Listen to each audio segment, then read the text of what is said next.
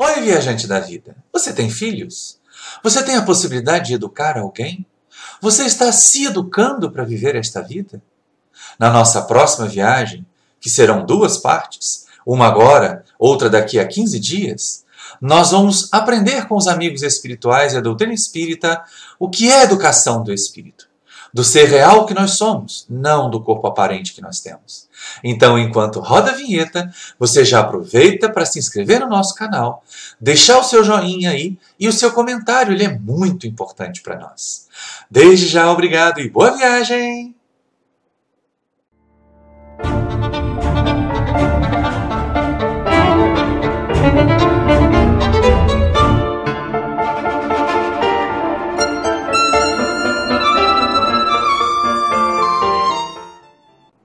Queridos irmãos, queridas irmãs da família espírita, boa tarde. É bom rever alguns rostos queridos que a gente não vê de outras cidades, né, de Cachoeiras do Macacu, daqui em torno de Silva Jardim. Isso é muito reconfortante quando nós temos num domingo como esse a oportunidade do trabalho com Jesus, a oportunidade de deixar uma contribuição e buscar também nós o aprendizado necessário para o desenvolvimento do ser espiritual que nós somos. Quando nós falamos em educar espíritos, as pessoas imaginam que é um trabalho sobre outros, sobre o que nós vamos fazer com os outros. Mas, essencialmente, quando a gente pensa que é espírito também, então sabe que está aqui para se educar. Que o que nós vamos perceber ou ver dos ensinamentos da codificação, porque a base da nossa tarefa é a codificação, é a mensagem contida nas obras de Allan Kardec e nas obras subsidiárias idôneas, sérias, dessas que nós realmente podemos confiar e que já foram analisadas há bastante tempo por outros companheiros também experientes, também letrados e que conseguem colocar esse material à nossa disposição, como, por exemplo, o material do Walter Oliveira Alves, que desencarnou recentemente, mas que, para nós que vamos trabalhar na área da educação dos espíritos, desde a mais tenra infância até a idade mais decrépita, nós temos essas obras como instrumento e ferramenta de trabalho muito relevantes. E é interessante porque é um prazer a gente pensar que nós não paramos e nós não acabamos. A doutrina espírita tem esse aspecto talvez o mais consolador. E Kardec fica preocupado com isso até quando ele fala a respeito da questão da reencarnação, porque a preocupação do codificador naquele momento é assim, mas se as pessoas acham que o que elas não fizeram numa encarnação, elas vão fazer em outra, elas podem relaxar. E os espíritos dizem assim, só como homem, só como ser encarnado. Porque com o espírito tens uma outra visão. Então, desencarnados, nós temos a percepção do quanto que é importante uma encarnação. E é exatamente por esse caminho, deixa eu ver o botão certo aqui, que nós vamos seguir. Quando a gente pensa em evolução da criatura na Terra, e ali entendamos o homem como humanidade, né? Para ser o politicamente correto, que não acabou. Né? Essa figurinha aparece desde as nossas primeiras... Errei, sabia que eu ia errar. Apertei o botão errado. Essa figurinha aqui aparece nas nossas aulas desde as primeiras aulas de ciência, né? Começa aquela coisa lá meio peluda, meio, né, a transição do símio para o homem, até chegar ao que a gente tem ali como Homo sapiens sapiens, que sabe que existe. O ser senciente e ciente da sua humanidade. Isso é que é a parte mais importante. Até aí a gente levou um monte, milhares e milhares de anos para conseguir realizar essa jornada. O problema é o depois, né? O problema é a hora que esse Homo sapiens começa a buscar ser civilizado.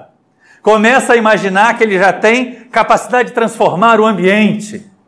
E aí a figura muda um pouquinho. Ela vai mais ou menos para essa situação.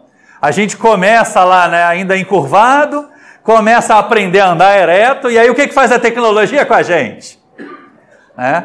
O peso dos instrumentos, das ferramentas aumenta, a vontade de ficar no computador. E quem é que não tem uma escoliosezinha hoje em dia?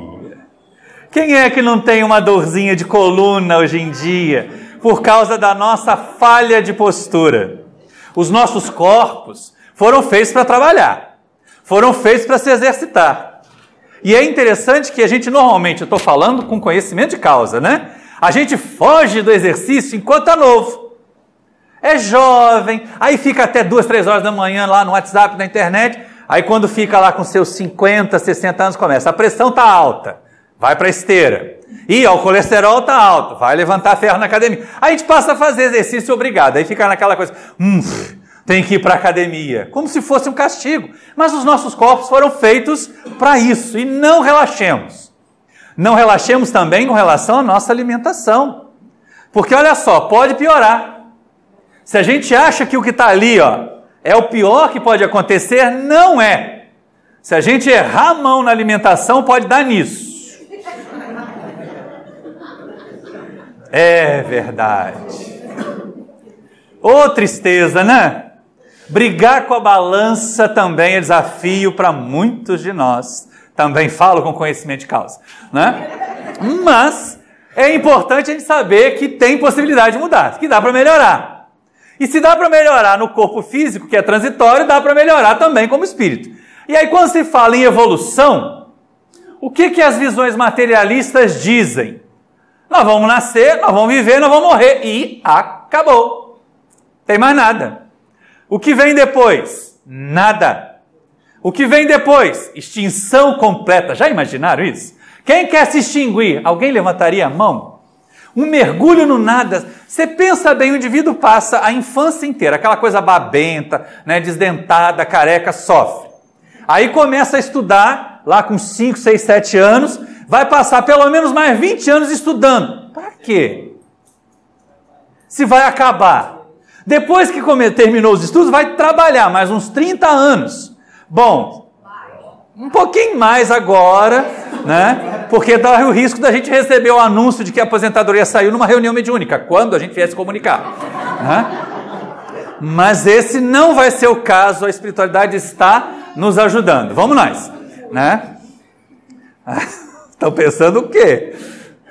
Bateu aquela sensação tão difícil, faltavam 8 anos para eu me aposentar, agora faltam 13, né? Então, a gente tem que pensar positivamente. Graças a Deus, nós não somos materialistas. Nós não vamos nos extinguir completamente. Esse negócio vai me passar uma rasteira. Nós não vamos mergulhar no nada. Nós temos uma percepção diferente. Até porque, pensa gente, fazer esse esforço todo, fazer esse sacrifício todo para aprender, para se tornar um profissional, para se desenvolver na própria área, para produzir obras de arte. E deixar tudo aqui para virar poeira. Ou como o pessoal mais pessimista diz, comida de minhoca, né?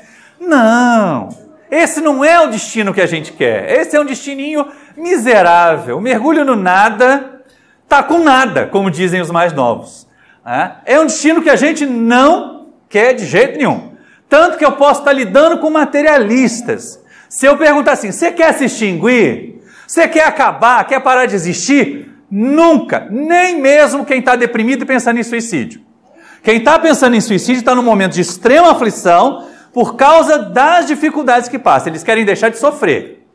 E aí tem a ilusão de que matando o corpo para o sofrimento. E aí fica pior ainda. Mas deixar de existir eles não querem. A prova disso é que nós vivemos a tentar nos imortalizar, não é verdade? Olha os faraós lá com as suas pirâmides, olha as criaturas com as suas construções, olha os autores com seus livros, tudo tentativa de ser imortal.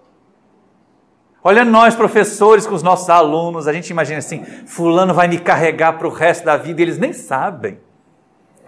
Não tem obsessor melhor que professor, porque não sai da cabeça do aluno nunca. Nem o bom, nem o ruim. O bom fica para sempre, porque ele vai ser lembrado com carinho. O ruim vai ser sempre aquele, eu quero ser diferente dele. E é uma outra oportunidade também, né? Então, é lógico que essa ideia materialista é contrária aos nossos interesses. Não atende àquilo que nós desejamos. Porque nós queremos mais. Instintivamente nós nos sentimos mais. É por isso que nós não queremos, e é por isso que, como Kardec aprendeu com os benfeitores espirituais, não existem povos de ateus. todas as nações, todas as etnias, todos os grupos humanos, em algum determinado momento desenvolvem um senso de espiritualidade. E aí é a próxima postura. Então, o que diz para nós a abordagem espiritualista do tema evolução? Porque os processos biológicos, aquele ciclo que nós vimos no corpo físico, desde o antropológico, lá do símio ao homem, até os sociológicos que levaram lá para o porquinho de novo, né? Que a gente tem que tomar cuidado para não fazer isso, mas a gente ainda tem um processo de evolução como ser espiritual. No comentário que Allan Kardec faz da questão 540 do Livro dos Espíritos, como o Livro dos Espíritos é importante para a nossa evolução. Mariana, eu vou acabar chapando o óculos da Rose, né? Como o Livro dos Espíritos é importante para todos os aspectos do nosso aprendizado e das nossas tarefas. Então, lá na questão 540, quando ele estuda esse encadeamento da evolução, Kardec termina de uma forma poética linda. Ele diz assim: é assim que tudo serve, que tudo se encadeia, desde o átomo até o arcanjo, que também começou por ser átomo. E é interessante a gente perceber isso, que então a evolução não termina. Do ponto de vista da nossa primeira vinculação, do criado simples e ignorantes que nós vemos lá na segunda parte do Livro dos Espíritos, até essa estrutura angelical, esse estado de puro espírito, é uma longa, indefinida jornada. E cabe a nós, então, tentar cumpri-la, fazê-la, percorrê-la o mais facilmente possível. E é isso que a gente quer. Nós somos mais do que matéria. Ninguém vai se acomodar em ser o corpo que tem, embora ninguém também vá se descuidar do corpo que tem. Nós somos seres que vamos sobreviver a esse corpo. Por quê? Ser imortal é conveniente, não é?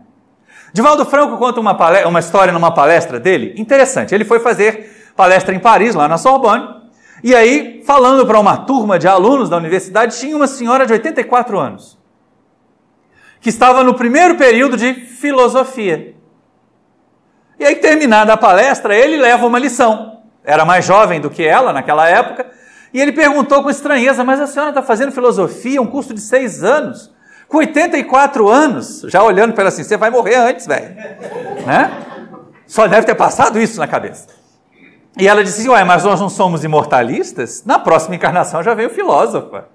Olha que sabedoria. Então, todo investimento que a gente faz, viu, meninada? Principalmente os mais jovens, né? Eu fico pensando os meninos nossos lá que tem que estudar cálculo e física nos primeiros 2 anos de curso de engenharia. E aí pensa assim: para que isso vai me servir? Ah, não tem problema. Uma hora vai usar. Não se preocupe com isso. Pode estar lá no finalzinho da carreira, aquela minhoquinha da integral vai aparecer e a gente vai precisar usar, né? Então, isso é necessário. O que pensam as religiões? Porque aí, se nós estamos falando de uma visão espiritualista, a gente tem que vir de antes do espiritismo. O que nos dizem aquelas religiões que deram origem a tantas propostas aí? Não dá para negar o nascer, viver e morrer, dá? É o que a gente observa. É o olhar da ciência. E aí, depois o que eles dizem? Depois vem o juízo final. Puxa, isso pesa, né? Como tem gente com medo de morrer por causa disso. Por quê? Depois do juízo final, define-se: ou vai para o céu, ou vai para o inferno. Até aí, nem muito problema. Tem-se a ideia de céu, um momento das recompensas. Tem-se a ideia de inferno, uma situação de sofrimento, de padecimento em consequência daquilo que nós fizemos. O problema é quando eles resolveram pintar e escrever o céu e o inferno para nós, né? É aí que a coisa degringolou de vez e caiu no descrédito. Porque imagina só: céu, paraíso, descrição dos paraísos. Aquela que a gente vê nas figurinhas lá do Miguel Ângelo, né? Aquele monte de anjinho bonitinho, de cabelinho encaracolado, tocando, pulando de nuvem em nuvem, brincando de pique nas nuvens, tocando harpinha para Deus, pela eternidade. Tem um encaracolado ali, né? Pela eternidade. Gente, pensa bem, ouvir concerto de Brandenburg pela eternidade. Ouvir as 4 estações pela eternidade. Né? Ou outras ainda mais focadas lá no Adoramos Te Deum, né? Pela eternidade. Eu com 6 meses fazia um paralelepípedo de nuvem e jogava na cabeça do anjo. É muito chato o céu, não é? Pelo menos esse céu ali. Aquele ali da descrição teológica. Talvez seja até por isso que o pessoal deve estar preferindo o inferno, que tem que correr do capeta, tem que fugir do fogo, tem o garfo. É mais animado. E aí faz test drive indo para a festa rave no final de semana, né? Então essa é a visão espiritualista, que não consola muito, vocês vão de convir.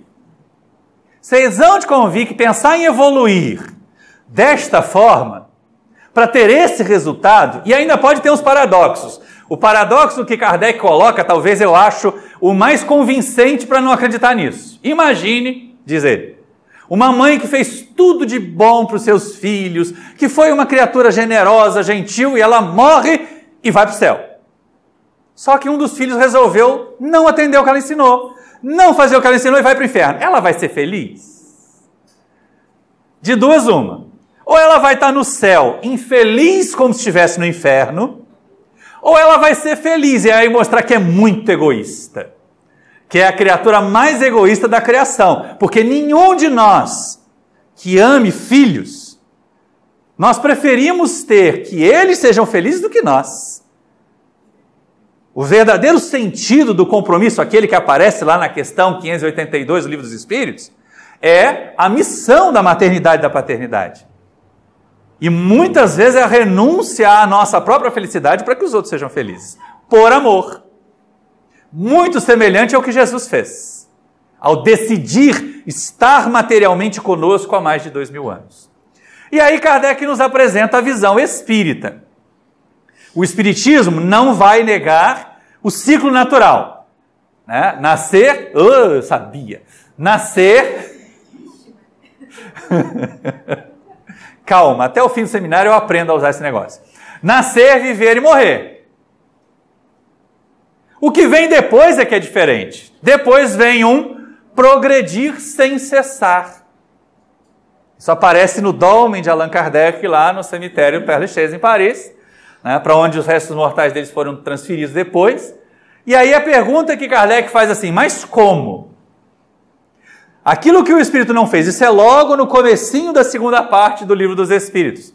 Aquilo que nós não fizemos numa existência, a evolução que não foi concluída numa existência, concluir-se-á em outra. E aí o codificador, que é um pensador positivo, diz assim, mas como? O corpo acabou? Ou então a idade está avançada o suficiente para que não tenha mais condições de operar nada? Como ele vai continuar evoluindo? Eu estou olhando aqui.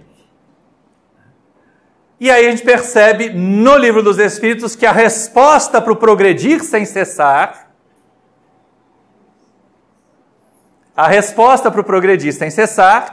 é nascer de novo. Opa, e Jesus já tinha dito isso, né?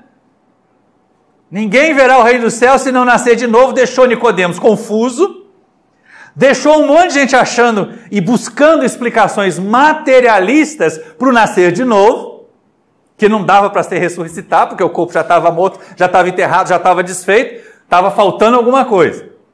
E aí nós vamos perceber nas questões 166 até 166c, que a maneira de nascer de novo é tomar um corpo novo. Ou seja, saímos daquela situação em que o corpo está fragilizado, né? A gente aprendeu com o passar do tempo, a Rose sabe disso. Nenhum de nós envelhece. Não envelhece. A gente fica crocante, não é?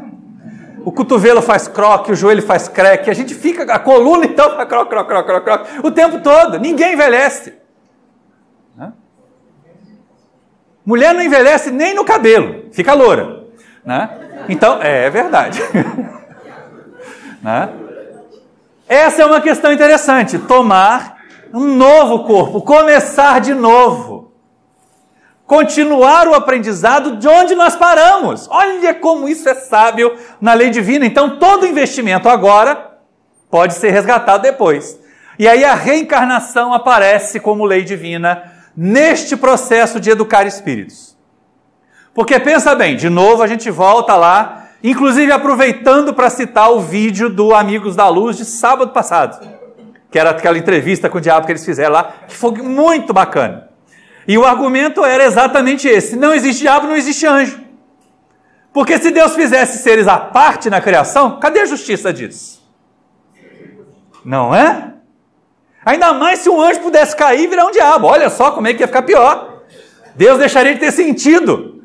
Então todos nós aprendemos lá na codificação, fomos criados simples e ignorantes. Como assim? As pessoas imaginam que são espíritos. E aí quando a gente começa a estudar um pouquinho mais o livro dos Espíritos, vai percebendo que essa simplicidade e essa ignorância é muito antes da fase humana da evolução. É quando nós começamos as nossas primeiras investidas como princípio inteligente, na ligação com os elementos materiais, exercitando a agregação, exercitando a atração. Até uma frase muito bonita que diz assim: a atração é a lei de amor nos minerais, e o amor é a lei de atração entre os humanos. Olha que coisa para ser pensada longamente. Então a reencarnação aparece, e aí o simples ignorante é lá. E a gente jornadeia pelo mineral durante um longo tempo, como Leon Denis diz, nós dormimos no mineral. Nós sonhamos no vegetal. Nos agitamos no animal e despertamos na fase humana. Quando a gente chega a ser espírito, já não é mais nem simples e não deveria ser ignorante. Bom, mas pelo menos ignorante no sentido de pouco conhecimento, a gente realmente... não é mais, porque todo o conhecimento adquirido nos processos anteriores estão guardados ali. A gente sabe caçar, a gente sabe cuidar da prole, isso foi aprendido lá no animal. Tranquilamente. Agora, se a gente usar a ignorância no sentido pejorativo, tem alguns espíritos que estão aí até hoje começando a fase, né? Mas pula o caso, deixa, abafa de novo. E aí a gente pergunta, ou Kardec pergunta, melhor dizendo, se a reencarnação é um jeito de educar espírito, para que ela serve mesmo? E aí está lá na questão 166, né? Qual o fim objetivado com a reencarnação? Olha que coisa bonita. E ao mesmo tempo desmistificadora. Os espíritos respondem para Allan Kardec na questão 167. Expiação, vírgula, nesse livro aqui, né? No letra está um ponto. Né? Melhoramento progressivo da humanidade. Sem isso, onde haveria justiça? Aí eu pergunto, qual é a parte mais importante dessa resposta? Porque de vez em quando a gente adota a visão falsa de que reencarnou para pagar dívida, não é? Deus virou agiota, emprestou a encarnação em 20 vezes sem juros, e aí você reencarna e sofre. E quanto pior, melhor. Isso é coisa de partido político, isso não é coisa de espírita. Para partido político, quanto pior, melhor para eles. Para nós sempre é pior. Então, a questão principal aqui é o seguinte, os espíritos disseram isso quando? Antes de 1857. A Terra era planeta de provas e expiações, mais planeta de provas e expiações ainda do que é hoje. Pensa no tempo de Kardec. Eu sei que o pessoal que está aqui deve estar agoniado. Eu dei uma certa agoniazinha logo na hora do almoço. Não tem sinal de internet. A gente fica doido quando fica sem Wi-Fi, né? Fica doido quando fica sem o 3G. Mas... na época do Kardec, a codificação, gente, foi feita por carta. Vocês imaginam um espírito psicografa uma mensagem em Varsóvia, na Polônia. Aí alguém pega aquilo, passa limpo, põe no envelope, manda para o Kardec. Aí ele lê, acha algumas coisas estranhas, ele manda uma outra carta perguntando por que para aquele espírito se dava para dizer esclarecimento sobre aquilo. A codificação deu trabalho. Se fosse hoje por WhatsApp, talvez fosse mais rápido, mas não seria tão perfeita. Porque o povo está esquecendo como é que escreve na própria língua por causa do internetês, né? Então é bom a gente pensar nisso. Na época do Kardec, a Terra era mais planeta de provas e expiações ainda. E os espíritos amigos são educadores. Não se educa mentindo para o educando. Por isso que frequentemente nossos filhos nos questionam. Porque eles nos vêm falando, faça isso, e nós não fazemos. A vida é assim, e nós não fazemos daquele jeito. Então mentir não educa. E os benfeitores espirituais não podiam mentir para Kardec nem para os espíritas dos primeiros dias. Então é lógico que quem estivesse encarnado na Terra como está hoje, estará sujeito a sofrimentos. Mas e num planeta que não é de provas e expiações? Deixa de ter reencarnação? Não, a parte mais importante da resposta é o resto. Melhoramento progressivo da humanidade. Só o melhoramento progressivo da criação é consentâneo com a justiça de Deus. Então, quando a gente pensa em educar, não é um processo de uma vida. Não é um processo de uma infância. E também não é sufocar os seres amados na ideia de que eu tenho que educá-los até eles fazerem 50 anos, aquelas mamas italianas que superprotegem os filhos, não era? Isso aqui é uma proposta interessante, nós vamos aprender, haverá dores, não vamos negar isso na Terra, os espíritos não negaram a Kardec, uma gripe matava no século XIX. O indivíduo ficava um mês sem tomar banho porque dizia que se tomasse banho ia ficar resfriado, ia ficar gripe e ia morrer. E trouxeram isso da Europa para cá, a diferença é o clima, né? Então, sem isso não haveria justiça. E aí Kardec fica impertigado, então o número de encarnações é muito grande, não é? É muito grande, dizem eles na questão 168. É um número limitado? Não, não é um número limitado. Nós vamos reencarnar tantas vezes quantas sejam necessárias para aprender tudo que a matéria tem a nos ensinar. Aí a pessoa pergunta assim, mas uai, por quê? Por que que eu, espírito, por que que eu, que sou um ser imaterial do ponto de vista, né, do ser que eu sou e não do corpo que eu tenho que aprender as leis da matéria? É a mesma pergunta que o aluno de engenharia faz, né? Por que que eu tenho que estudar física e cálculo? Aí é importante a gente pensar o seguinte, Kardec vai perguntando, até chegar na cereja do bolo desse grupo de perguntas, que é a questão 170. E ele pergunta assim, o que fica sendo o espírito depois da sua última encarnação material? E os benfeitores respondem com uma frase que nem tem verbo, olha só. Eles dizem assim, espírito bem-aventurado, puro espírito. Opa! Emmanuel, livro A Caminho da Luz. O que ele diz que Jesus é para o nosso planeta? O nosso supervisor, o nosso governador. Quando da formação do planeta Terra, os espíritos amigos se reuniram lá perto do Sol, né? Para supervisionar isso, e Jesus ficou encarregado da evolução no planeta. De supervisionar. Ele já era espírito puro quando o planeta Terra foi formado. Então, qual é a nossa proposta? Por que que eu tenho que agora, aqui, ainda atrasado, no planeta de provas e expiações, aprender física, aprender biologia? Porque um dia a gente vai ser governante de mundo. Um dia a gente vai ser arquiteto de planeta. E aí não dá para fazer besteira, né, gente? Para de estudar pela Wikipédia, para de estudar pelo YouTube, né? Porque senão, quando for governante de planeta, vai colocar o nariz debaixo da axila, vai colocar o dedão do pé virado para trás, porque não vai saber montar um corpo direito. Tem que aprender bem agora. Tá? É por isso que nós passamos pela matéria, para dar a nossa parte de colaboração para o desenvolvimento da criação, para o progresso da criação. Aqui cada um de nós tem uma canção que eu acho muito bonita, que é Anjos. E que ela diz no seu refrão, um dia todos nós seremos anjos. Vamos trabalhar e acreditar. E é exatamente isso, nós somos canteiros de obra. Deus está construindo um anjo aqui, um anjo ali, um anjo acolá, né? E aí cada um de nós um dia vai ser chamado para ser um governador de planeta. Olha a responsabilidade.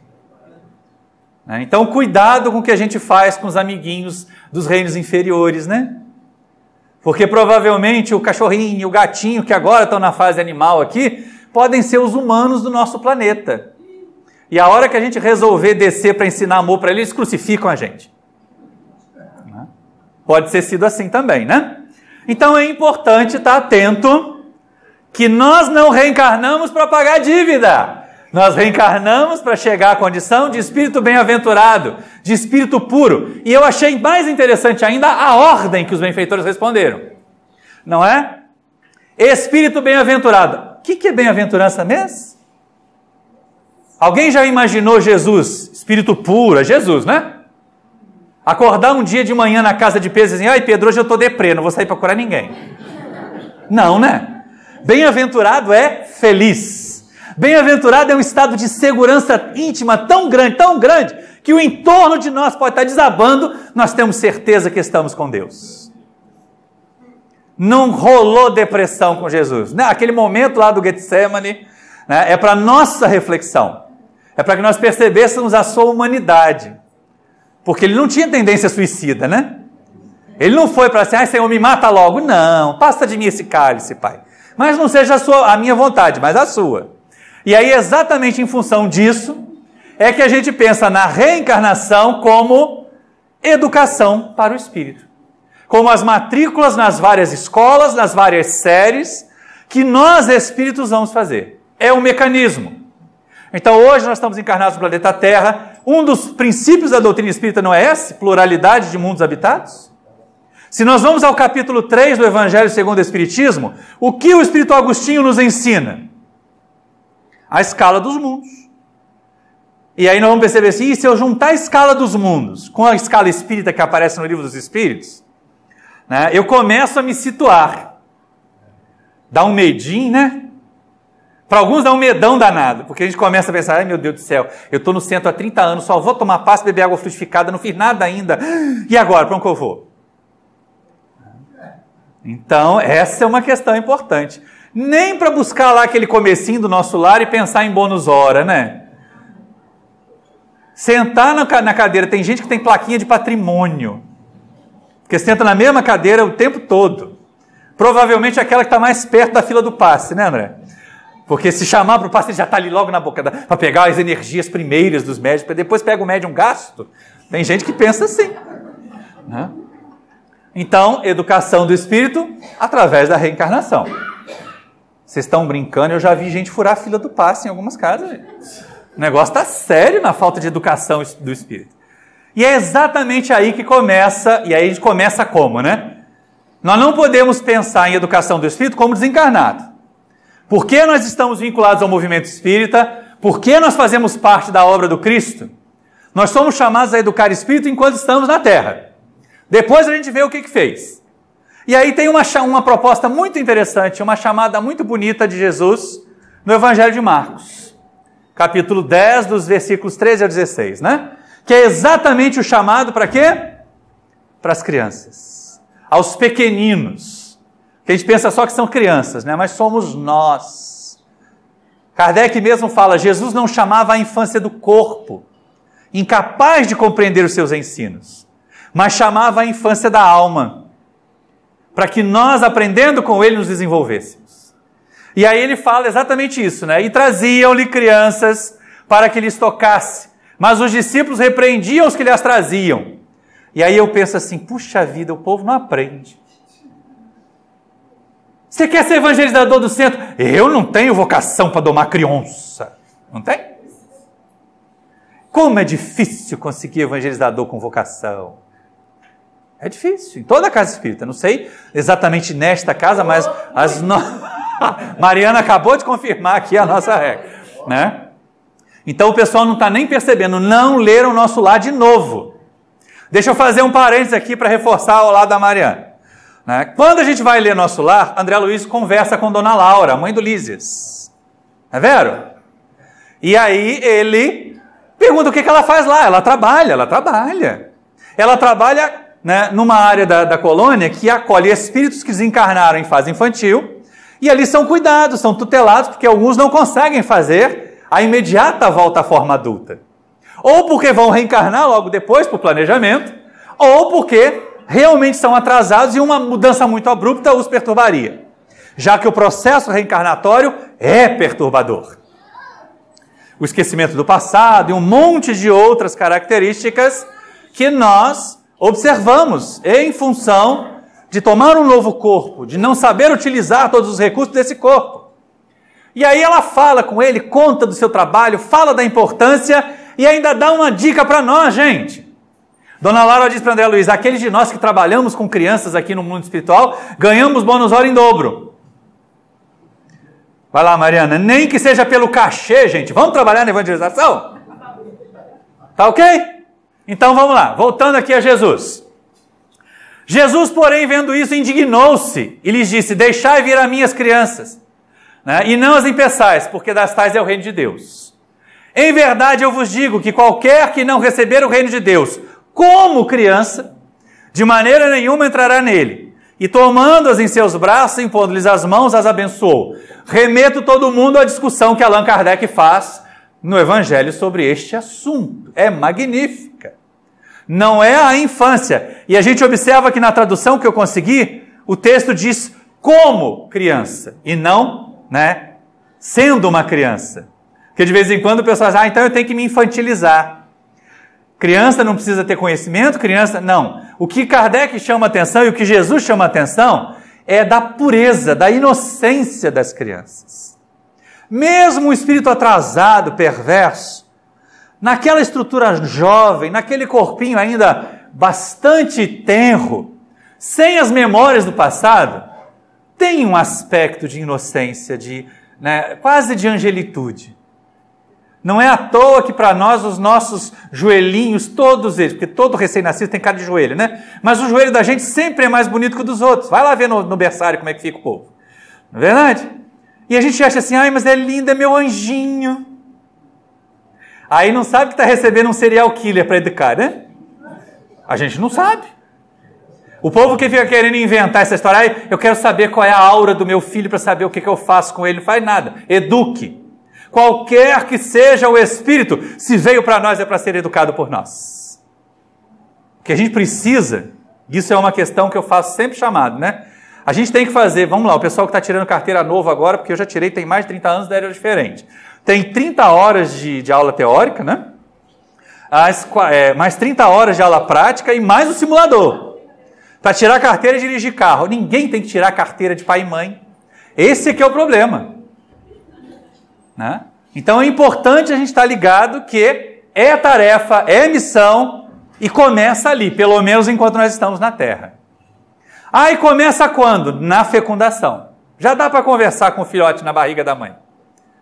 Já dá para conversar com o Espírito que está nos rondando. Alguns de nós sentimos. Ai, fui eu de novo fazendo besteira. Alguns de nós sentimos. Não é verdade? Naquele momento em que está se aproximando, ou a gravidez para a mulher, ou até mesmo o marido às vezes percebe, o companheiro percebe.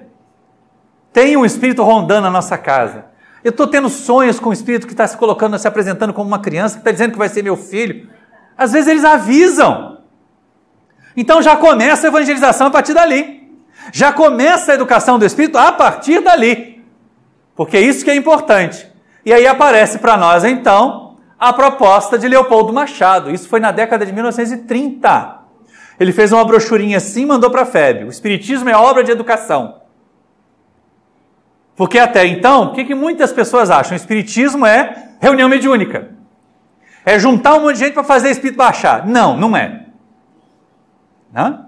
Na verdade, o que a gente tem é a proposta de educar espíritos. De educar almas para que elas sejam os transformadores de si mesmos e os transformadores do mundo.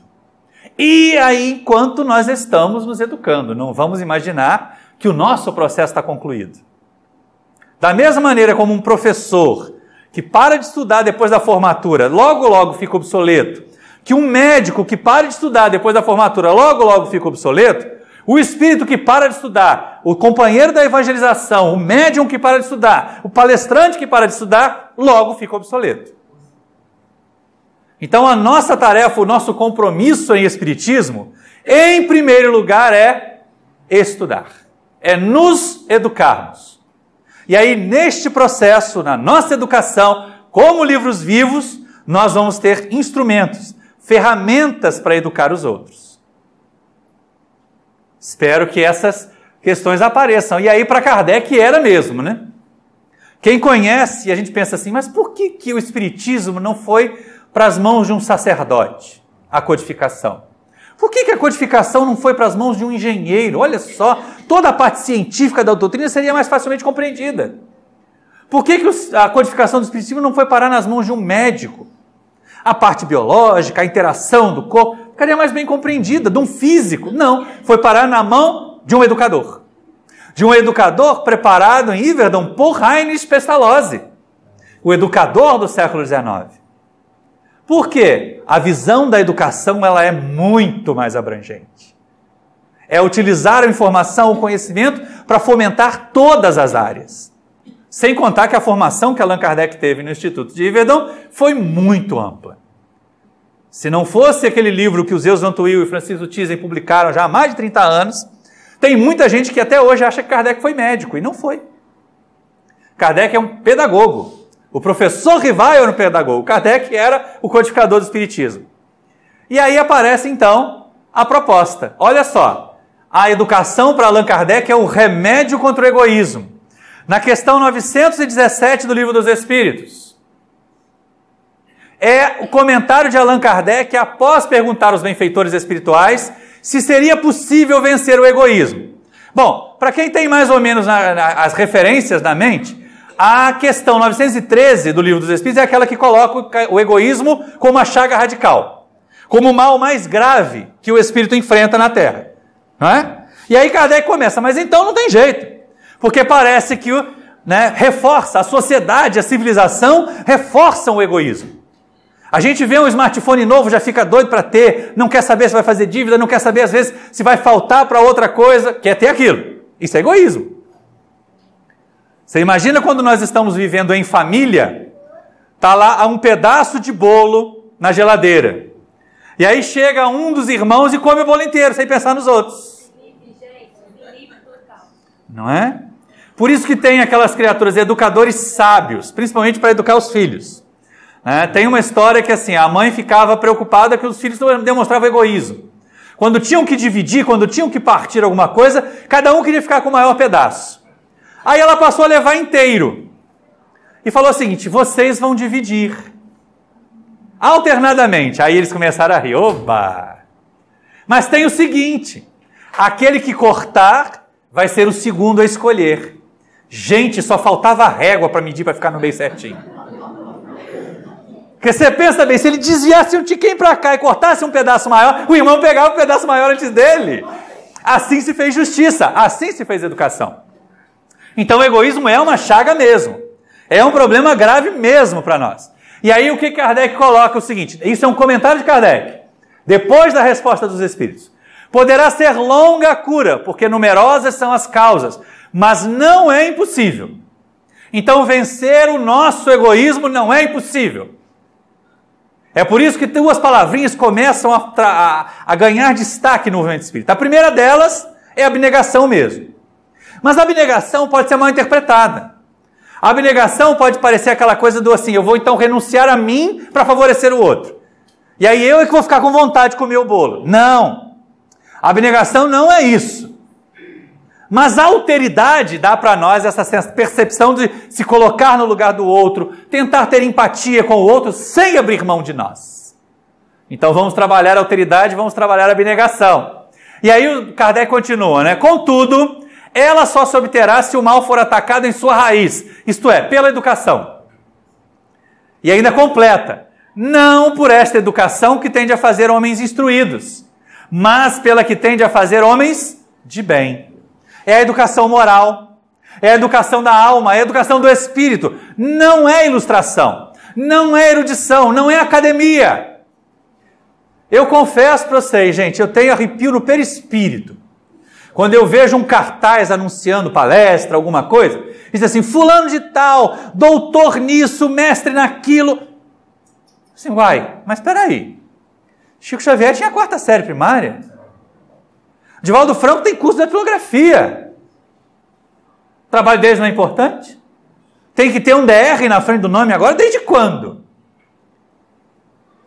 Né? Não leram sequer a introdução do Livro dos Espíritos. Se não me falha a memória, a introdução é item 4. Quando Kardec fala a respeito da oposição das entidades sábias, das instituições, da academia, com relação à manifestação dos espíritos, ele diz assim, consultarei um químico sobre uma questão de química, um físico sobre a potência elétrica, mas com relação ao espiritismo, permita-me ter, quanto a eles, um peso maior, na minha opinião, do que na deles. Porque eles não estudaram aquilo, não é a área deles. Sandra Borba faz uma queixa numa das suas palestras, assim, gente, eu estou querendo ouvir mais Kardec nos centros espíritas.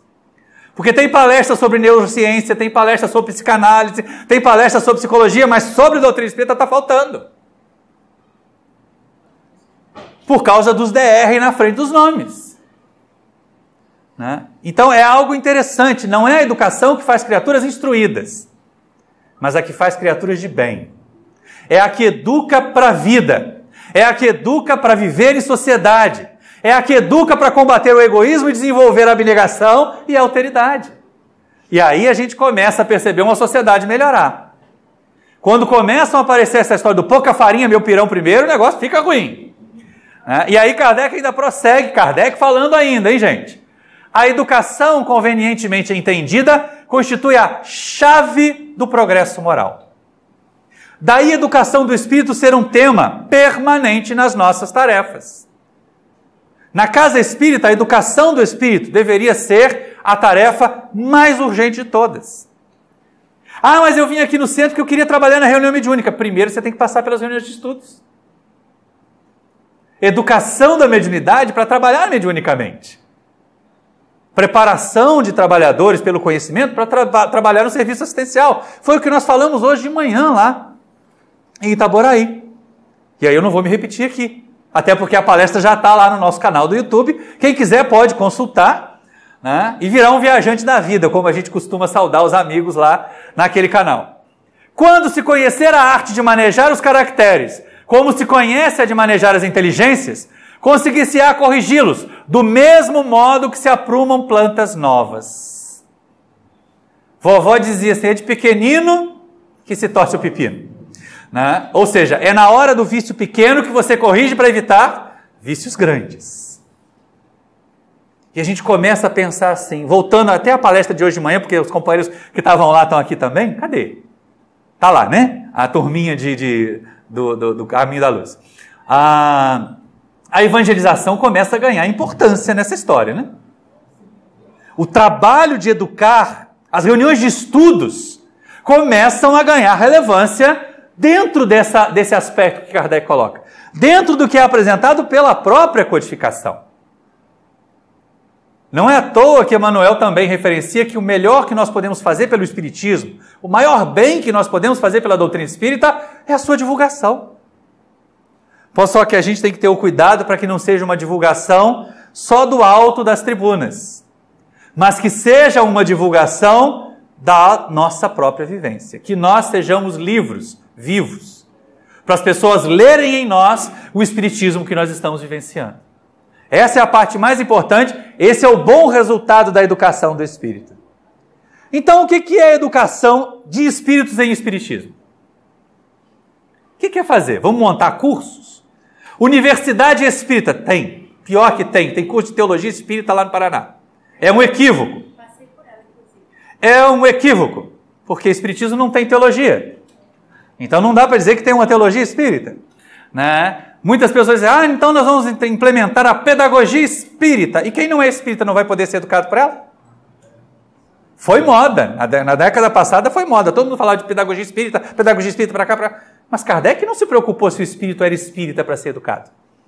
Não preocupou se o indivíduo era católico. Ele dizia muitas vezes até, antes dele ter essa concepção pelas perseguições que o espiritismo sofreu, de que nós precisaríamos também de uma estrutura religiosa, a proposta de Allan Kardec é que o espiritismo fosse um conceito que permeasse todas as outras religiões.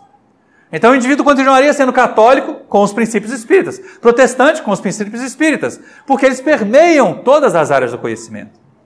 Eles se apresentam em todas essas culturas religiosas de formas diferentes, com nomenclaturas diferentes, mas lá estão. E a doutrina espírita traz para nós o raciocínio, para que a gente realmente consiga. Então, educar em espiritismo não é montar faculdade.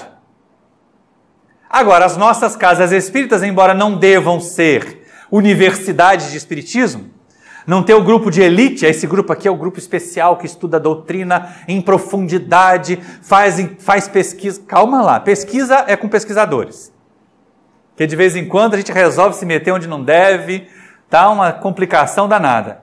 E aí eu diria assim, olha gente, evangelizar é educar espíritos, por uma razão muito simples. Pela menor resposta a uma questão que o Livro dos Espíritos tem. A menor resposta a uma pergunta que Kardec faz no Livro dos Espíritos tem uma palavra. Questão 625. Qual é o espírito que pode nos ser dado por modelo e guia? Eles respondem, Jesus. Acabou. Ora, se Jesus é o modelo e guia para a humanidade, vamos pensar um pouquinho, modelo. Modelo a gente reproduz, né? Às vezes não sai igual. Você vê lá aquela atriz famosa, ai, eu queria tanto um tubinho preto igual da Juliana Paz, olha como ela está linda. Desenha as formas, aí pensa, manda fazer um tubinho preto, entra nele e fica parecendo um colchão amarrado no caminhão de mudança. Não tinha o tipo físico para usar o tubinho preto, né? A mesma coisa os rapazes, eu queria ter os bíceps, os tríceps do ator famoso que está lá correndo na malhação, né? Mas não adianta, meu filho, você já passou dos 50, só tem pânceps mesmo, e deixa correr. Então, ter cuidado em relação a isso. Né? Então, a educação do Espírito vai nos levar a buscar conhecimento, a avançar, a amadurecer. E educar na evangelização como? Porque as pessoas podem imaginar assim, evangelização então é só para criança? Não. Evangelização é para todos os tipos de espírito. Não vamos imaginar que nós, que já estamos aqui passando dos 40, e são poucos os que não passaram, tem uma turminha mais nova aqui que está fingindo, mas eles são mais velhos que a gente, tá? Vê o comportamento da Mariana, que é aquele general assim, firme e forte, né? Só falta o Iago bater continência para ela. Está chegando lá. Então a gente começa a perceber assim, que evangelização é para todos os espíritos. A mensagem de Jesus é para todos nós, qualquer que seja a nossa idade. Mas eu já estou com 90 anos, o que eu posso fazer aprendendo Jesus? Muito. Principalmente para ser uma próxima criança melhor quando reencarnar. Nós somos imortalistas. Voltemos à velhinha de 84 anos lá do Divaldo. Nós somos imortalistas. Ela achava que na outra encarnação já vinha filósofa. Se nós formos evangelizados hoje com 90 anos, na próxima encarnação vamos dar menos trabalho para o evangelizador. Nós não vamos ser aquele capetinha que vai colar chiclete no cabelo do colega. Né? Será? Às vezes, o eu velho fala tão alto. E então a importância da tarefa é essa, educar para viver. Primeira questão que a doutrina espírita nos fornece são os instrumentos para nós vivermos no mundo em que nós estamos. O que já é desafiador. Porque muitos de nós gostaríamos de viver aqui sem passar por problemas. Sem enfrentar dificuldades. Mas sem enfrentar dificuldade a gente acomoda, né? O segundo passo da educação do espírito é educar para evoluir. Porque de vez em quando a gente diz, o indivíduo é educado para viver, ele vai se aceitar e vai aceitar o mundo em que ele está. Primeiro passo da educação. Reconhecer em que ponto nós estamos na marcha evolutiva. Mas só isso não basta, porque tem gente que diz assim, eu sou assim mesmo, tem que me engolir. Não tem? Está lá o Zagalo. Para testar isso para nós.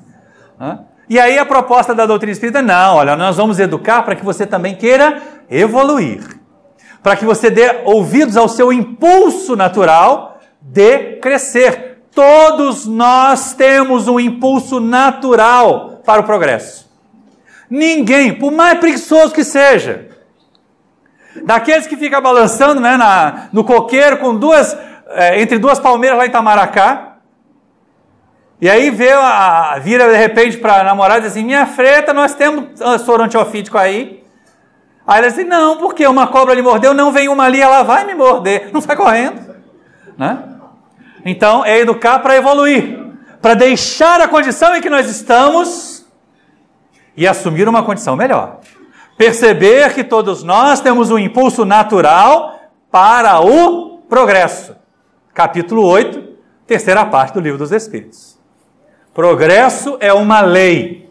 Progresso faz parte do impulso criador que nos colocou a existir. Nós nascemos simples e ignorantes, é a nossa origem comum. E teremos como destino comum também a condição de puro espírito.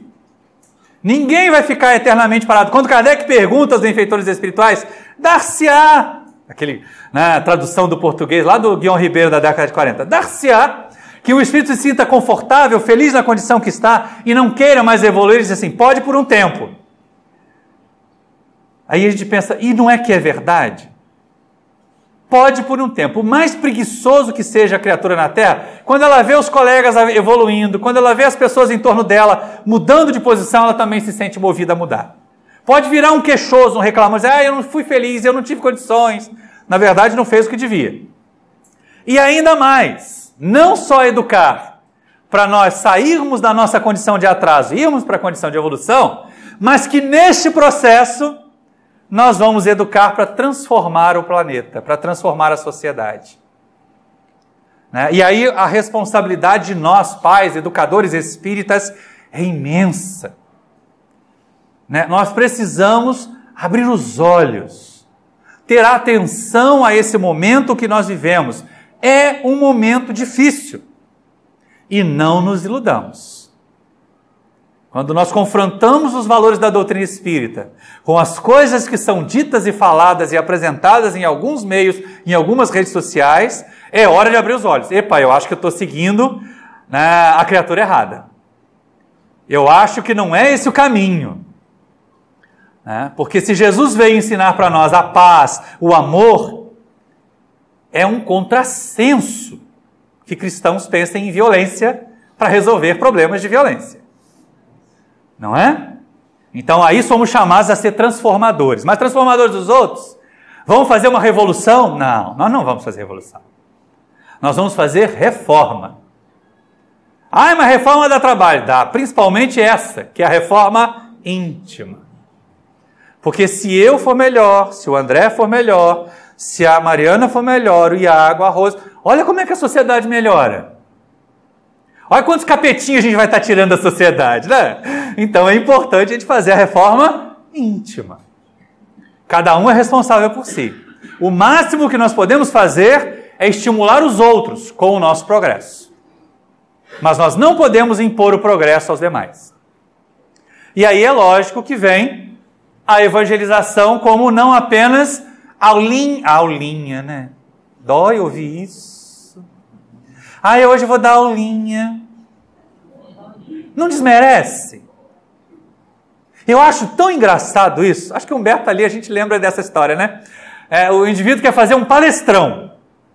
Mas aí quando vai para a evangelização vai dar aulinha. Não. A responsabilidade do evangelizador, gente, é maior do que a do palestrante. Deixa eu confessar um negócio para vocês. Agora vai para o YouTube, né? Tô lascado.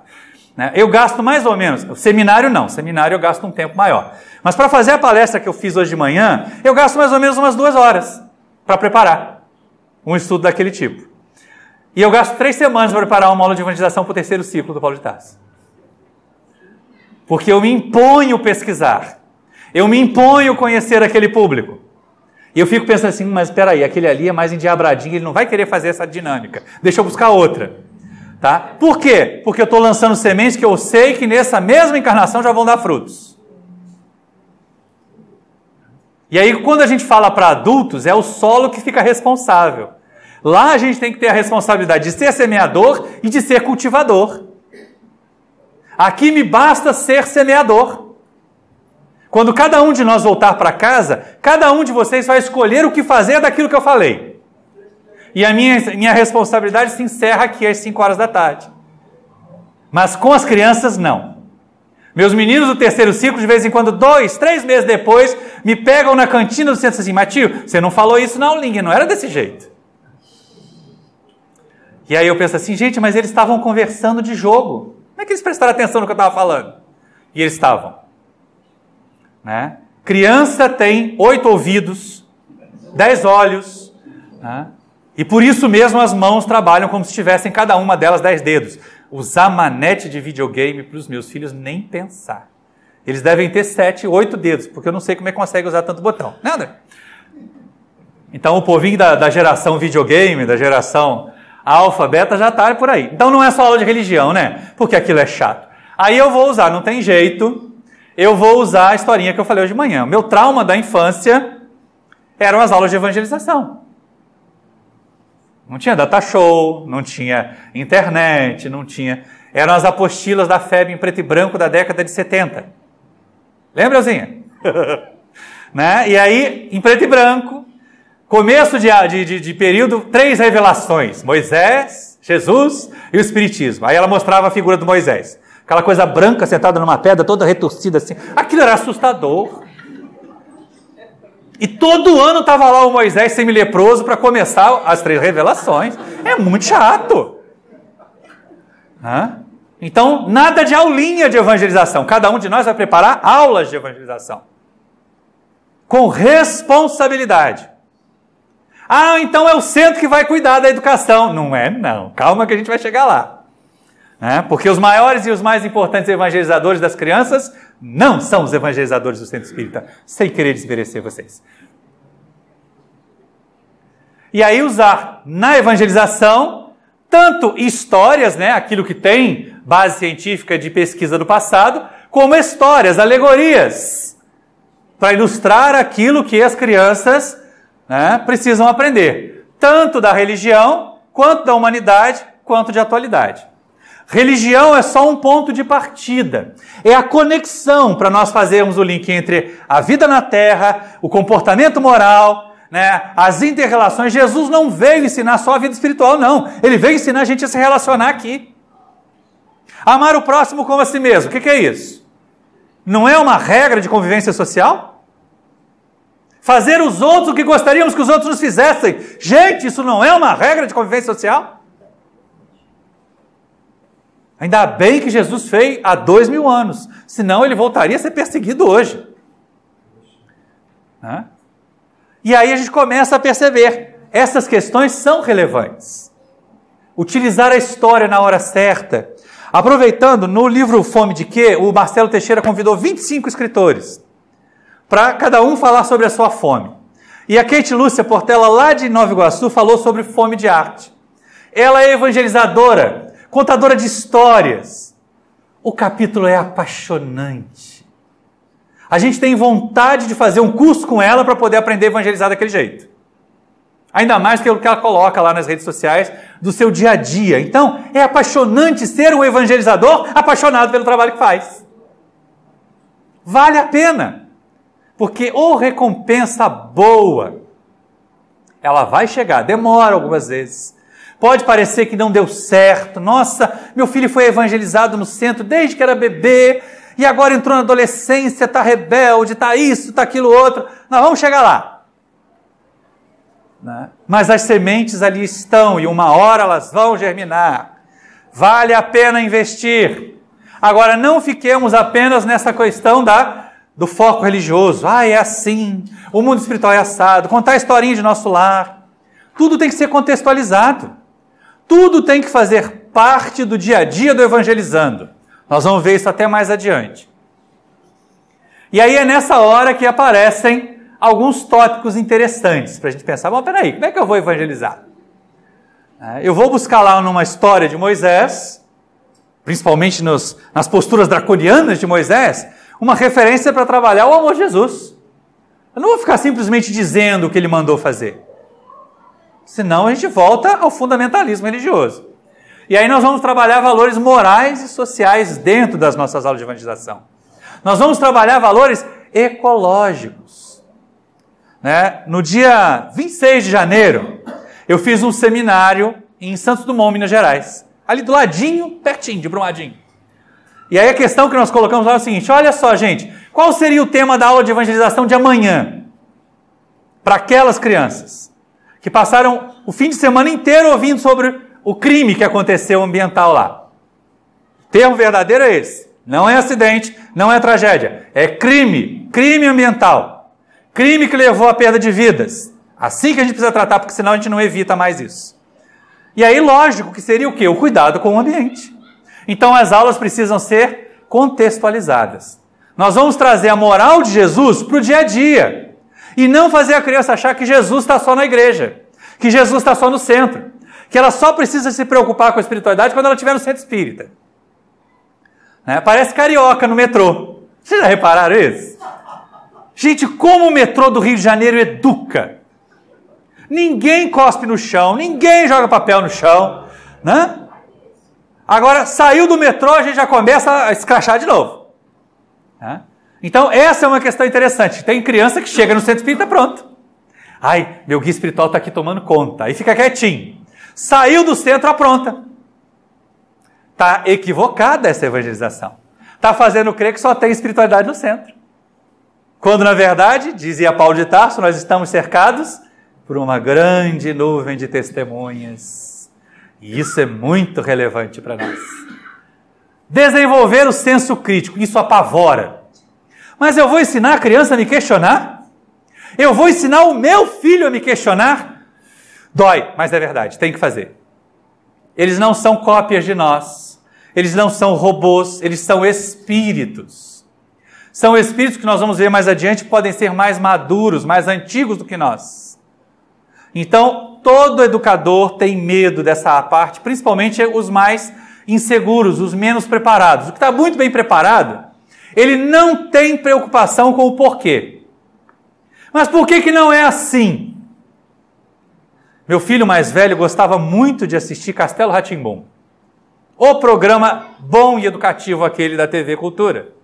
Né? Porque assim, na hora que vinha aquela história, mas por que o pequenininho, né? E por quê? E por quê? Aí os outros dizem, porque sim. Por que não? Aí eles dizem, porque não é resposta. Porque sim não é resposta. Tudo precisa ter uma explicação. Isso é muito bom. Nós tememos que os nossos jovens sejam levados por fake news, mas se eles tivessem sido educados para ser mais questionadores na infância, não se deixariam levar.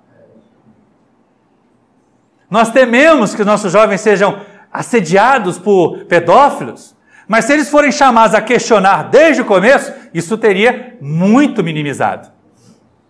Então ensinar a questionar dói porque coloca a nossa autoridade em xeque. Mas peraí, nós queremos educar ou ter razão? Porque se eu quero só ter razão, não vou ser um educador dos melhores. Né? Mas se eu quero educar, eu vou me propor, inclusive, a aprender com os meus alunos. Até porque eles têm realmente algo na cidade, eles têm uma visão diferente. Tá? Eu vou completar 28 anos de trabalho na Universidade Rural agora este ano. E ainda me coloco na condição de aprender com os meus alunos. Principalmente a parte de informática, tá, gente? Ou como é bom pedir ajuda. Como é bom pedir socorro. Né? Contextualizar o ensino. Essa é uma parte importantíssima.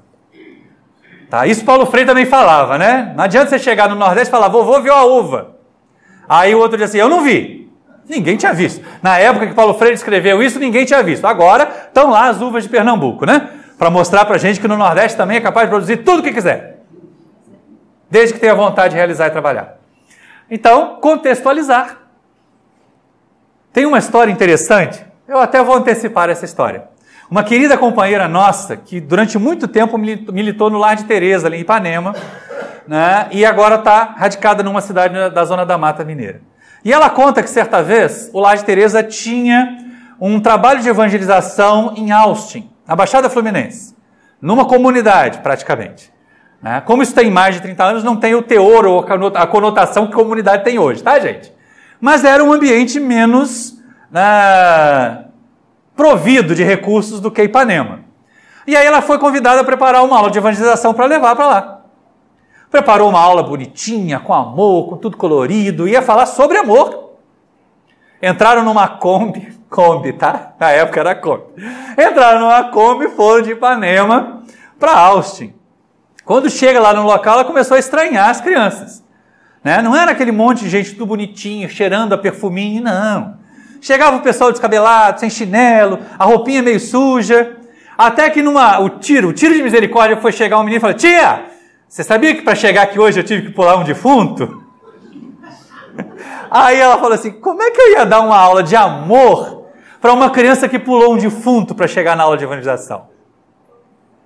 Aí ela voltou atrás, como boa psicoterapeuta que é, e começou a tratar da falta de amor que levou ao assassinato. Então, se tivesse amor, aquilo teria acontecido, e aí ela pôde dar aula de amor. Mas dentro do contexto do evangelizando, e não do alto do nosso pedestal e da nossa visão. A nossa visão, por menos que pareça, ela é privilegiada. Nós olhamos o mundo já há alguns anos com a ótica espírita. E muita gente não. E aí é necessário para educar, ir à realidade do educando, para trazê-lo à sua idealidade. Não a nossa, mas a dele. E aí vamos trabalhar essa realidade. Colocar na mesa, colocar essa realidade que também nós não vamos florir, né? Olha, se você for bonzinho, se você tomar 30 passes por mês, você vai para nosso lar. Não vai. Porque senão a gente fica naquele condicionamento de que basta cumprir os sacramentos para poder ir para o paraíso. De novo volta aquele céu chato do anjinho para jogar pedra na cabeça dele. Né? E não é isso que a gente quer. Então, quando eu penso em evangelizar, primeiro ato, demolir heróis violentos. E hoje é complicado, não é? Então o que eu vou fazer? Eu vou proibir? As pessoas, às vezes, nós somos bem hipócritas. Meu filho não vai ver filme de violência. Aí vai para a evangelização e ouve as histórias de Moisés. Eu prefiro os Vingadores. Gente, Moisés diz que Deus mandou empalar os homens que dormiram com mulheres que não eram judias. A empalação era, né, uma sentença de morte das mais hediondas. Só os tiranos mais perversos recorriam a eles, e Moisés diz que Deus mandou fazer isso. Josué derruba lá as muralhas de Jericó e sai matando todo mundo. Né? A história do povo hebreu, Davi. Né? Qual é a diferença entre o Davi e o Homem de Ferro lá? Como é que é o nome dele, gente? Tony Stark. Né? Porque, gente, o homem se apaixona pela namorada, pela esposa de um general, o que ele faz? Ele manda o general para a guerra, para depois consolar a viúva. Ô, sem vergonha! Né? Então, a gente pensa assim, eu vou proibir meu filho de ver essas coisas. Não! Tudo que é proibido fica mais tentador. Mas aí, lembra que a gente passou a ensinar a questionar? Vamos questionar? Vamos questionar a atitude do Tony Stark, mas vamos questionar a atitude do Davi também? Vamos questionar esse Deus que Moisés apresentou também? Será que é a divindade? Será que é o Pai Nosso que Jesus veio ensinar? Tem alguma coisa destoando disso aí? Se o nosso evangelizando aprender isso, ele vai olhar para uma autoridade de hoje e dizer assim, esse aí está mandando matar? Não. Esse aí não está seguindo os ensinamentos que a gente está aprendendo. Seja antes ou depois do nascimento, né? Porque o pessoal defende tanto a vida antes do nascimento e esquece de defender a vida depois. E aí nós vamos exaltar os heróis da paz. Poxa, gente, nós temos tantas figuras boas para destacar, né? Há muito tempo eu já não faço mais palestras biográficas, elas, né, são complicadas e às vezes criam um ato de santificação. Mas assim, a gente falar sobre Ivone Pereira, falar sobre Chico Xavier, falar sobre o próprio Jesus, é colocar na mentalidade infantil heróis de verdade. O Francisco de Assis. Pegar o filho da gente, sentar um dia, assistir um filme da década de 70, chamado Irmão Sol, Irmã Lua. Né? Eu já assisti 60 e poucas vezes. Né? Porque é magnífico. E o Graham Faulkner só fez aquele filme. Ele foi talhado para fazer aquele personagem, mais nada. Gandhi, porque a gente não precisa ficar só nas fileiras do cristianismo, né? Tá aí Gandhi, exemplo. Então, destacar os heróis da paz. Tem um companheiro nosso do movimento mineiro que ele conta que quando os filhos eram pequenos, e ele chegava do trabalho, as crianças estavam agitadas, e queriam brincar, e queriam jogar bola. Aí um dia os filhos fizeram uma proposta assim, vamos brincar de herói. Aí um começa, eu sou o super-homem, o outro, eu sou o Homem de Ferro. E ele diz assim, eu sou o Super Jesus. Aí os garotos pararam assim, uai mesmo, esse é lá em Minas, eu posso falar, né? Jesus tinha poderes, pai? Aí ele falou que aproveitou para dar aquela aula de evangelização sobre a passagem do Mestre pela Terra. Né? O Tony Stark precisa de uma armadura para andar sobre as águas, Jesus não. Né? E muito mais do que isso, até porque curar almas é a tarefa muito mais importante do Mestre do que curar corpos passageiros. E aí a gente volta a citar a obra Educação do Espírito, do Walter Oliveira Alves, que tem toda a fundamentação teórica para bons evangelizadores. E os 3 volumes, Prática Pedagógica da Evangelização. Esse tem, inclusive, sugestões de atividades. Sugestões de atividades simples. Né? Bem construtivista, principalmente, porque aí a criança ela vai fazer aquilo que ela aprendeu e ela vai assimilar melhor. Então, falar sobre reencarnação, desencarnação é muito interessante. Mas nessa obra, neste livro, né, Educação do Espírito, o Walter coloca a seguinte proposição com relação ao trabalho da evangelização no sentido da empatia, das vibrações, do quanto nós sentimos o que vamos fazer. Vibrações de teor elevado despertarão os impulsos superiores e nobres, ao mesmo tempo em que propiciam o desenvolvimento dos sentimentos superiores do superconsciente, visto que a criança é um ser perfectível.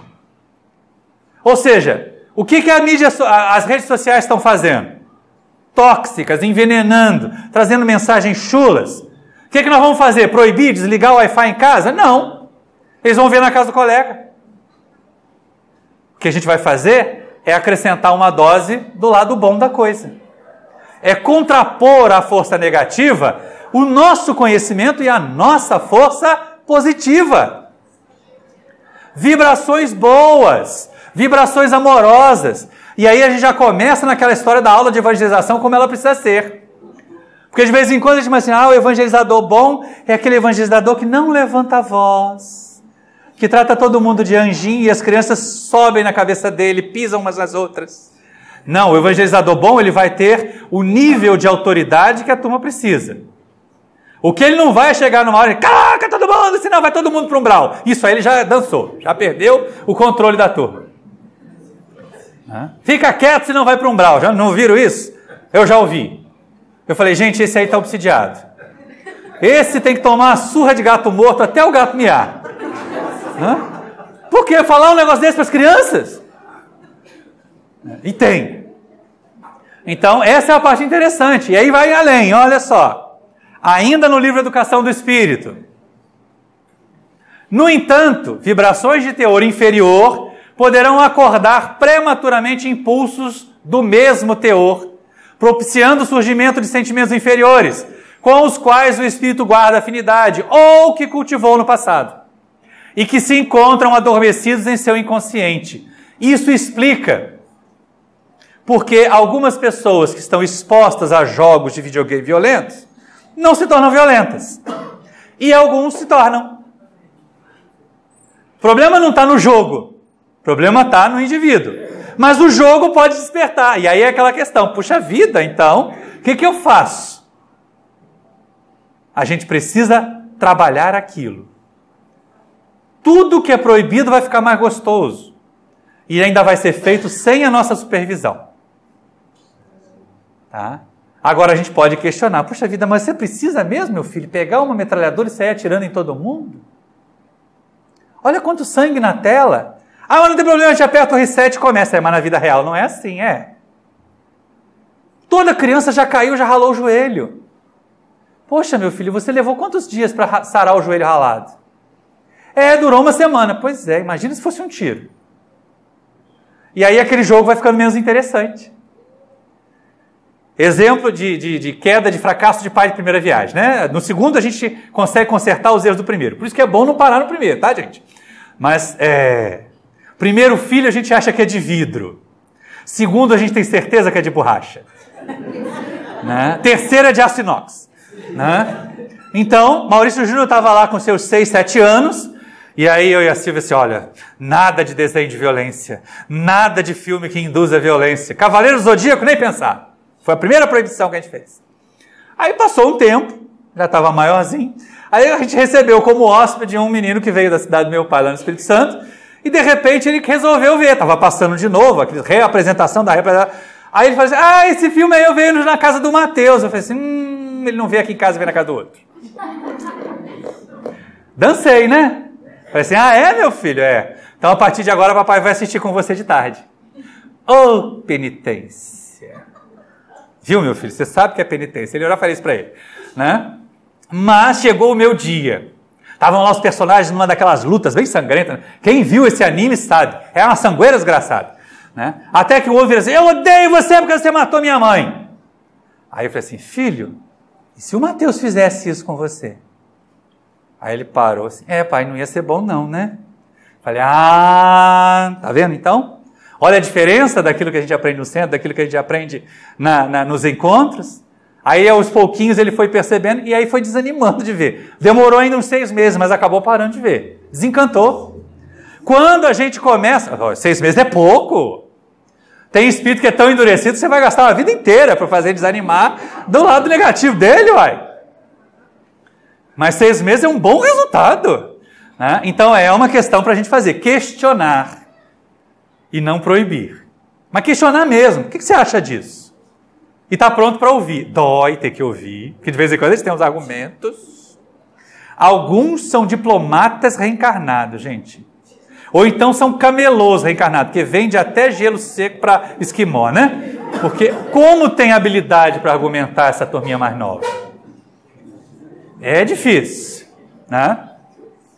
E aí complementação dessa proposta do Walter Alves Quando a criança adota como modelo os heróis agressivos e violentos que a TV não cessa de oferecer, ou que a invigilância do adulto oferece como exemplo, que de vez em quando o herói violento que a criança tem somos nós. Eu levo uma fechada na rodovia, se eu começar a xingar o outro motorista, se eu começar a dirigir abruptamente para tentar fechá-lo também, o que eu estou ensinando para o meu filho? A mesma coisa, né? O herói violento está dentro de casa. Então, a imitação aparentemente inocente propicia a entrada na faixa vibratória de igual teor. A sintonia se estabelece acordando prematuramente impulsos inferiores em épocas que a criança deveria cultivar os melhores sentimentos que lhe servirão de sustentáculo mais tarde. Então não é uma questão de, vamos proibir para sempre, não. Mas tentar apresentar o contraponto. Apresentar o outro lado, coisas boas. Vamos procurar coisas boas para nós assistirmos com as nossas crianças. Tem, gente. Não tem só porcaria, não. A dificuldade é que a gente está na fase adulta, aquilo já não nos atrai mais. Aí fica assim, que coisa chata ficar vendo esse desenho animado lambão, né? É chato. Pai de 2, então, passa por isso várias vezes. Ainda mais com a distância que eu tenho de um para o outro. Eu tive que repetir, né? Eu tive que aguentar Teletubbies com um, tive que aguentar o outro lá, Backyardigans com o outro. E olha que tinha que questionar muita coisa ali, hein? Né? Mas é o que a gente faz. É o que nos foi proposto pelos amigos espirituais quando nós aceitamos. Questão 582 do Livro dos Espíritos. Nós vamos chegar lá. Mas está quase na hora do nosso lanche. Mas também está quase na hora mesmo, né? Espírita adora reunir para comer, não é verdade? Eu acho uma graça esse negócio. Olha os encontros espíritas. Comerge. Né? Em Minas, Comex. Em Juiz de Fora, Comejus. É para comer mesmo. Né? E aí quando a gente pensa em conhecer o evangelizando que a gente tem, porque a primeira tarefa é conhecer o nosso público, não é? É saber para quem a gente está falando. Vocês já imaginaram uma palestra dessa aqui, numa assembleia de materialistas? Um seminário desse aqui, numa igreja protestante? Eu ia levar pedrada. Então a gente tem que saber para quem fala, para que público fala. A minha palestra, Os Lírios do Senhor, que já está lá no canal do YouTube, qualquer companheiro de qualquer igreja pode assistir, não vai ter um questionamento. Mas esse seminário é para espíritas. E aí nós vamos evangelizar crianças, nós vamos evangelizar, que é ali que é o ponto fértil da vida. Nós vamos evangelizar jovens, e aí o barato da história é esse, né, Rose? Quanto mais a gente envelhece, mais os outros ficam jovens. Então, com certeza, dá para olhar para a Mariana, dá para olhar para o Iago, dá para olhar para o André, assim, meus filhinhos, né? Porque são jovens, mas já são jovens trabalhadores. Essa é a melhor parte, é a continuidade da casa, é o investimento. E nós vamos evangelizar adultos. Eu não aprendi ainda. Nós vamos evangelizar adultos. Tá? Com uma percepção que nem veio das bases doutrinárias, mas ela serve para sustentar a nossa tarefa de evangelizadores. Ela vem lá da psicologia humanista. Ela vem de uma obra que trata inclusive das relações de trabalho na psicologia humanista. E aí Carl Hampson Rogens diz: o ser humano é acima de tudo um organismo digno de confiança. Em suma, colocados em condições favoráveis, todos nós tendemos para o bem. O que a evangelização tem a ver com isso? Ser o ambiente favorável. Ser o propiciador das condições favoráveis. Por isso a questão importante que a gente volta à queixa da Sandra Borba. Que em doutrina espírita, em instituições espíritas, nós falamos de espiritismo. Porque se a pessoa quiser aula de neurociência, ela vai para a universidade. Se ela quiser psicologia, ela vai trabalhar com terapeuta. Na doutrina espírita, nós vamos apresentar as ferramentas espíritas, enriquecidas por esses conhecimentos, não há dúvida. Está aqui um exemplo de enriquecer de uma outra área, de uma área fora do espiritismo, um conceito que serve para nós. Mas a proposta da doutrina espírita é criar, então, para nós, os mecanismos, nos instrumentar para construir esse ambiente favorável ao nosso progresso. Para construir esse ambiente favorável ao nosso crescimento. Por quê? colocados em condições favoráveis, todos nós propendemos para o bem. Ah, mas o espírito é um atrasado, é um assassino em série do passado, mas colocado num lar, evangelizado desde criança, amado, vai haver um conflito interno entre o eu velho e o eu novo, e os valores novos, e provavelmente a gente vai perceber o seguinte: o amor vence. O amor sai ganhando nessa hora. Não tenhamos dúvida disso. Quando a gente pensa nas diversas faixas etárias, agora só por uma questão didática, tá? Porque não quer dizer que uma criança é um espírito novo, que um adulto é um espírito velho. Mas é só por uma questão didática. As diversas faixas etárias têm compreensões e objetivos distintos quando vão buscar o trabalho de evangelização. E nós temos que ter essa compreensão e esses objetivos distintos. Agora, algo que é inegável: todos os evangelizandos em qualquer faixa etária somos espíritos milenares. Você olha assim para Mariana, deve ter uns 20 e poucos anos, né? E uns 300 mil séculos. Provavelmente. Né? Olha para o André, ainda mais que eu já conheço as falas do André, esse é velho. Né? Então, são antigos. Outra coisa que ninguém vai negar: nós somos herdeiros de nós mesmos. E ninguém está fazendo isso por mim. Uma das coisas que mais acontece em atendimento fraterno de casa espírita é isso, né? Aí disseram que fizeram uma macumba para mim, eu vim aqui para ver se vocês afastam ou desfaz. Né? Como a gente gosta de botar a culpa nos outros, não é verdade? Mas não adianta. A responsabilidade é nossa. Tanto pela cura quanto pelo mal. Se a gente perguntar, né, ou for buscar no Evangelho, Jesus usa esse recurso há muito tempo. Todas as vezes que ele curava alguém, ele falava assim: não tornes a errar, para que não te aconteça coisa pior. Olha só. Ou seja, você foi o autor da sua doença. Agora eu te aliviei. Não faz besteira de novo para poder não acontecer coisa pior. Então, o mestre nos orienta de que nós somos herdeiros do nosso ontem. Mas olha que coisa boa que a doutrina espírita também nos ensina. Nós somos os construtores do nosso amanhã. Se hoje não está bom, vamos fazer mais para amanhã ficar melhor? Porque se eu sentar aqui e começar a reclamar, começar a me queixar, porque a vida está muito difícil, o meu guia deve ser funcionário público, tirou licença-prêmio, está dando tudo errado. Coitado dos guias, eles não aposentam. Obsessor no umbral aposenta, guia não. Né? Eles vão estar o tempo todo lá tentando, ajudando, fazendo a parte deles. A gente tem que fazer a nossa. Do contrário, a gente vai errar.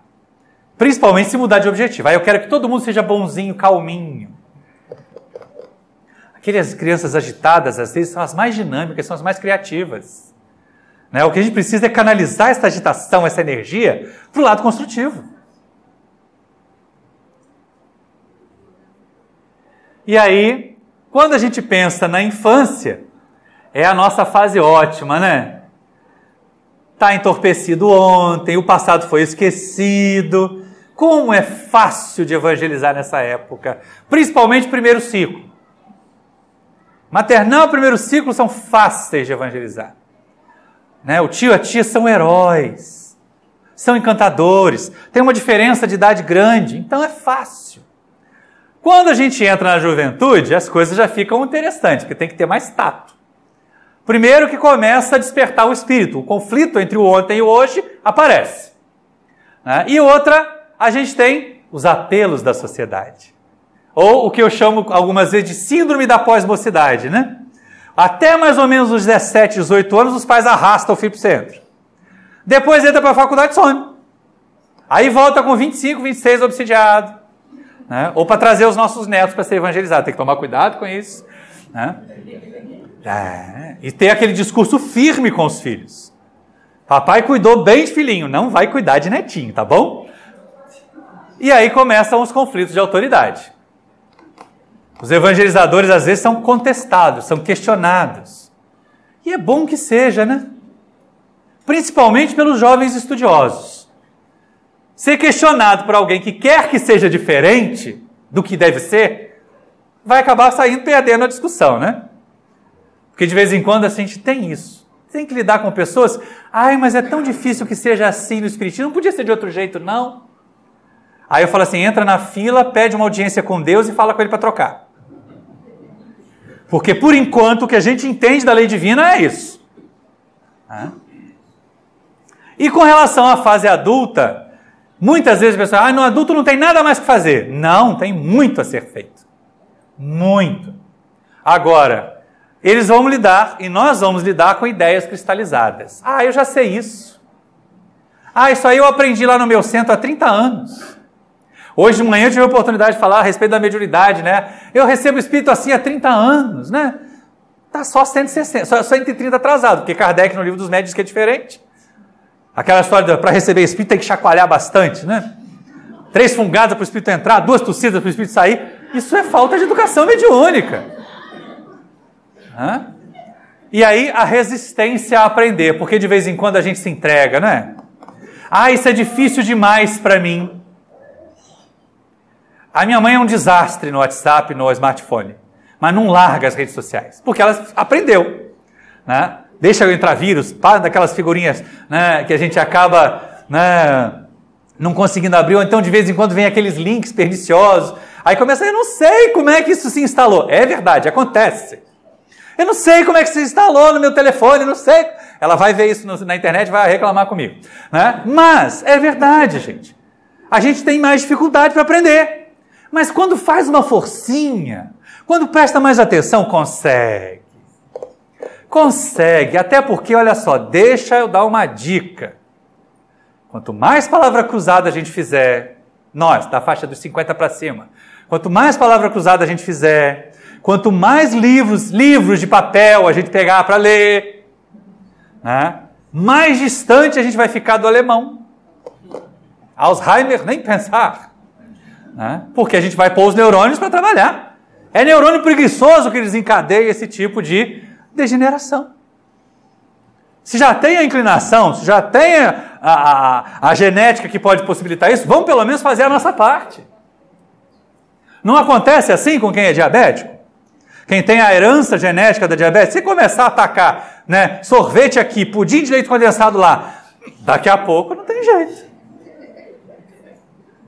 É que não é o momento apropriado. De repente, até no intervalo, eu conto essa história engraçada do diabetes no atendimento fraterno. Mas deixa, senão a gente não faz no intervalo, né? Então, vamos pensar o seguinte, olha, quando eu vou evangelizar adultos, eu tenho que estar atento que o aprendizado é prático, é empírico, é aplicado. Vai lá no centro, leu alguma coisa, agora vamos tentar aplicar. Vamos envolver os adultos, principalmente no serviço assistencial espírita. Ter cuidado para só envolver adultos na mediunidade quando realmente for o caso. Outra coisa importante é que, frequentemente, nós adultos estamos na primeira encarnação de espírita. A maioria de nós aqui, à exceção dos mais jovens, né, é espírita pela primeira vez. Já passou por outras religiões. Então chega no centro, ou muda de centro, e traz uma compreensão contaminada. Mas lá no meu centro era assim que a gente recebia espírito. Eu só sei receber espírito desse jeito. No meu centro, é o centro do outro. Né? Então, é uma compreensão contaminada. É mais difícil de mudar. Tem mais resistência. Não adianta só assistir palestra. Tem gente que é devorador de palestra do YouTube. Ótimo. Sai da palestra e vai aplicar alguma coisa. Também não adianta ficar só lendo romance mediúnico, né? Oh, coisa chata aquilo. Tem alguns que nem a Glória Pérez assina, então são horrorosos. Os clássicos, há 2000 anos, 50 anos depois, né, da Ivone Pereira, Amor e Ódio, são lindos, são magníficos. Mas o que tem aparecido hoje em clube de livro, só para vender, é uma charopada terrível. Então, um alerta que a espiritualidade, e que a gente repassa, e que Divaldo e Raul passaram isso em 2010, no congresso estadual que teve lá em Macaé, é que tem muito livro mediúnico que não é espírita, gente. É só mediúnico. E tem muito livro espírita que não é mediúnico. Mas tem de autores que estudam, são de autores que fundamentam o que estão colocando ali. Então, ter esse cuidado. Tá ok? Não adianta também não estudar, né? Aquela coisa, então não tem jeito, né? Se não dá para fazer isso, se não tem mais condição, se os olhinhos já não estão mais funcionando, tá aqui a Rose com o óculos dela de ler, ela tira o óculos, ela bota o óculos. Melhor usar um multifocal, né? A gente finge que está aqui, está lendo, é uma beleza, né? Então, dá para estudar. Hoje em dia tem audiolivro. Não dá para fazer nota de rodapé no audiolivro, mas pelo menos dá para passar 2, 3 vezes aquela mesma faixa e você começa a aprender, a assimilar melhor. Então não tem desculpa para adulto não estudar. Agora, se não estudar, vai ficar pior. Fica mais ignorante, mais fácil de ser levado, mais fácil de ser conduzido por espíritos mistificadores. E esse aqui é o grande perigo. É importante então fazer o quê? Tudo junto. Junto e misturado, como o pessoal brinca, né? Vai para a parte da leitura, vai para o estudo sistematizado, vai para a costurinha, vai fazer campanha do quilo e juntos nós vamos aprendendo a ser espíritos melhores, mais evangelizados. E aí isso muda para nós a visão de mundo. Muda para nós a visão de vida. Porque acabou aquela situação assim, eu estou velho para isso. Eu não consigo mais aprender o novo. Sempre é possível aprender o novo. Uma vez eu fui fazer esse seminário, numa outra versão já mais antiga, em Rio das Ostras. Tinha uma senhorinha de 94 anos, eu me senti tão lisonjeado. Dá vontade de deparar um pouquinho e botar a cabeça no colo dela. Com um caderninho. E ela anotava as coisas que eu escrevi, que passavam no slide, anotava o que eu falava, e ela conseguia rir das piadas sem graça que eu fazia, gente. Né? Então eu pensei assim, puxa vida, olha só que vigor, que vontade de aprender. Sempre é possível aprender e aprender mais. Porque a escolha é deles, a escolha é nossa. Porque eu já me encontro nessa fase aí, né, do depois dos 50. Então, evangelizar pela persuasão. Vamos, vai ser bom. Em vez de ficar em casa reclamando que os filhos não vão te visitar, vamos lá para a costurinha do centro. Vamos lá para o estudo sistematizado. Né? E assim a gente consegue ajudar. Se não der jeito, gente, vem o convencimento da dor, né? Ai, meu joelho. O joanete. E aí começa a ir para o centro para tomar passe e acaba aprendendo alguma coisa. Se não der jeito mesmo, desencarna, que aí aprende como espírito. Então, depois do nosso intervalo, nós vamos tratar da evangelização de crianças e de jovens. Porque com crianças e jovens a gente tem um campinho mais fértil, mais bem preparado e que nos permitirá realizar a semeadura com perspectiva de colheita já nessa existência. Tá? Então, gente, muito obrigado por essa parte. Cadê o pessoal? Cadê a Rose? 15 minutos? 15 minutos, tá, gente? Mariana, só isso, né? Só aguinha, né? Só pipi e volta para cá, porque a gente ainda tem mais 1h30.